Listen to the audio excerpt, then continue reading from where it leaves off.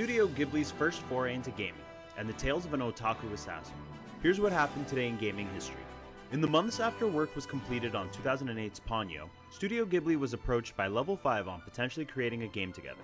The result of this collaboration was Ni no Kuni, a role-playing masterpiece with cutscenes drawn and animated by the legendary animation studio.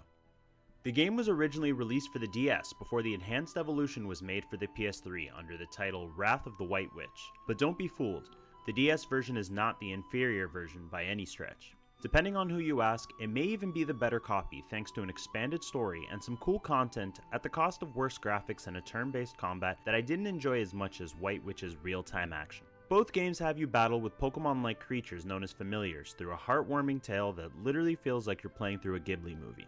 Even for people who don't like cartoony stories for a younger audience, there's still plenty to pull from this game that felt a little ahead of its time. Both the original and the sequel are available on most modern consoles, so if you want to escape from the January cold, a weekend with this franchise may be all the warmth you need. On the other side of the wholesome spectrum is No More Heroes, which released today in 2007. Despite releasing on the Nintendo Wii, the game is quite mature and a little gross at times. Telling the story of part-time assassin, full-time otaku dweeb Travis Touchdown, the highlight of the game is cutting through the top assassins in the world with your motion-controlled beam katana. Full of pop culture references and fourth wall breaks, the fun combat and cel-shaded art style help keep the game feeling fresh for an 18-year-old hack and slash. The game was heavily censored outside of North America because of its bloody combat, but the Switch ports returned all the gory action in this hilarious but short adventure. If you don't mind some inconsistent pacing and weird minigames, check this game out for the most over-the-top boss battles of the generation.